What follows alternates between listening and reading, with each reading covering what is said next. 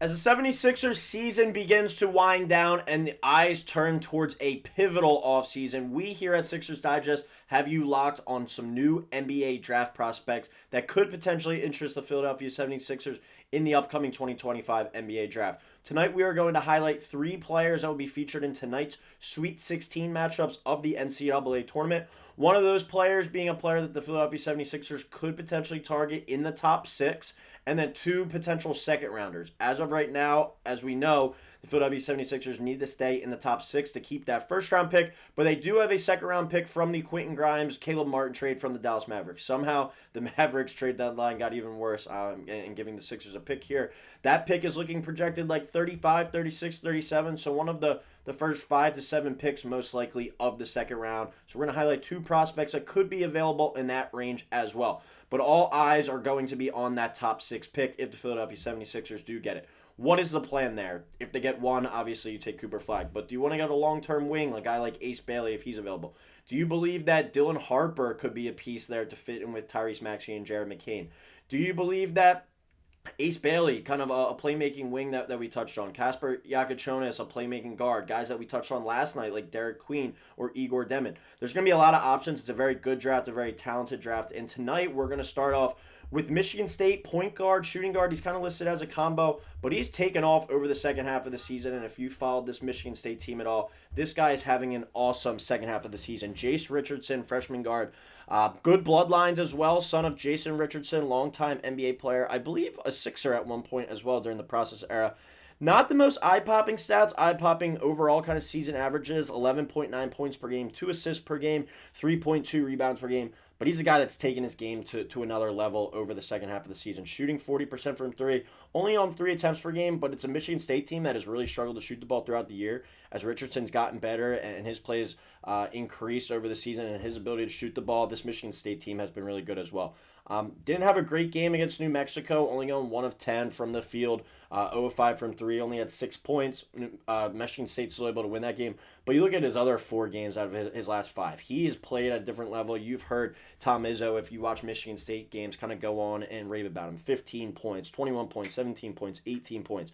Rebounds the ball well. About a 6'2", 6'3"-ish kind of guard in that range. So another player that we were kind of touching on last night, Walter Clayton, a guy potentially in the second round. Do the Sixers look to target another guard? Like, obviously, they have building blocks there in Tyrese Maxey and in Jared McCain, potentially Jared Butler as another kind of backup guard, and then Quentin Grimes as well. Should they be looking more on the wing or the big guys? Everything, I think, when you have a season this bad, I think everything is on the table, and you have to kind of evaluate all potential options there. That's where it comes back to for me. But Richardson has really played well, as I said, over the second half of the season. And he's taking this Michigan State team, here all the way to the Sweet 16, a team that won the Big Ten by 3 games. They had a good run in the Big Ten tournament as well. He's a winning player, plays good defense, I think, a pretty good athlete as well in his own regard. Would I pick him at 6? No, I think there's much better prospects on the table than him. But he is kind of in that lottery range, and all options are going to be there. It's not going to be surprising at all if the Sixers are able to obtain that top 6 pick if he comes in for a workout. So he's certainly a guy to keep an eye out for in tonight's matchup for Michigan State against Ole Miss. Ole Miss has some good guards, so it's going to be a good matchup for him there. So keep an eye on Jace Richardson, starting guard for the Michigan State Spartans.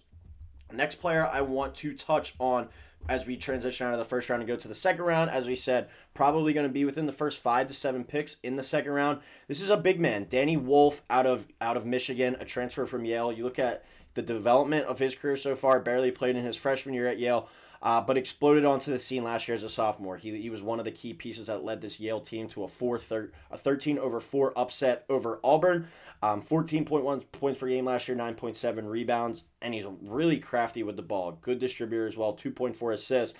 He transfers up a level. He goes to Michigan, and he's one of the best players in the entire Big Ten this year. 13 points per game, 9.8 rebounds, 3.6 assists. You kind of look over his last 5 games as well. A 21-point outing against Maryland, 18 points against Purdue. A really strong performance in the second half against Texas A&M, leading a comeback charge there with 14 points, 9 rebounds.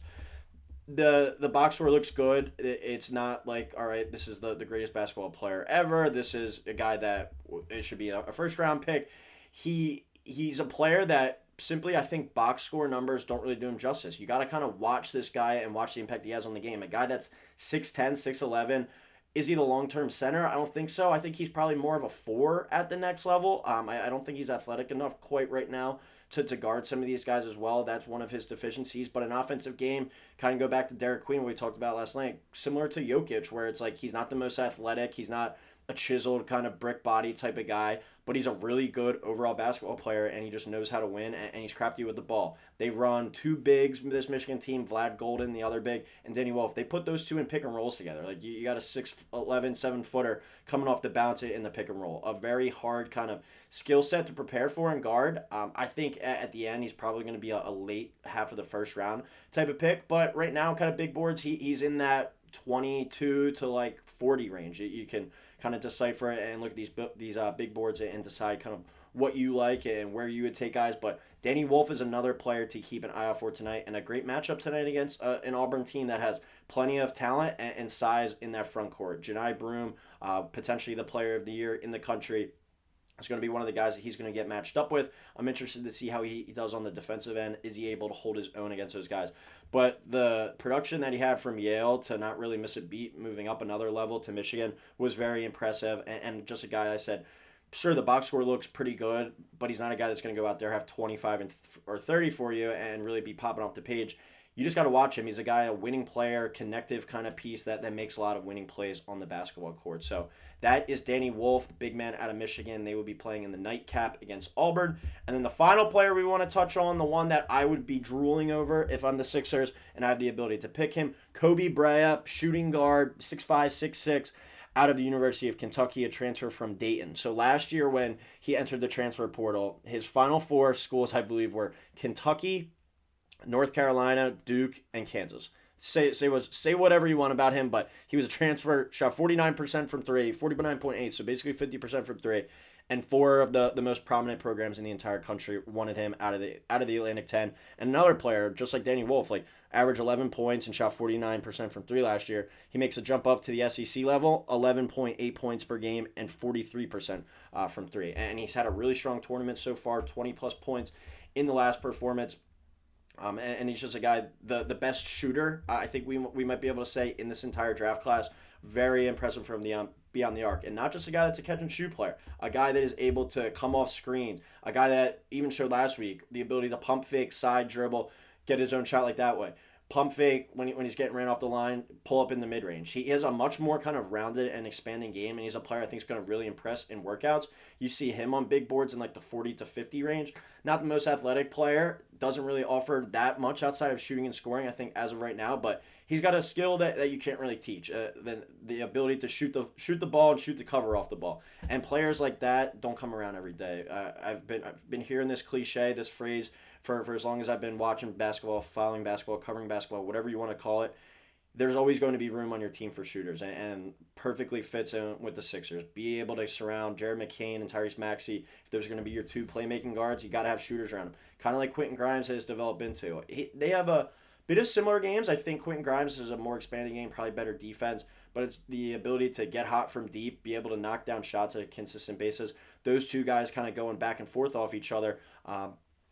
Whether Grimes is starting and then you kind of bring in Brea to replace him for his minutes, that would be an ideal kind of flip-flop in the rotation. Should he get a little bit better on the defensive end? I would hope so over time, but he's got an ability to knock down threes, and that's something that everybody is going to welcome onto their NBA club. So watch out for Kobe Brea tonight. They play a very good defense in Tennessee, one of the best defenses in the entire country.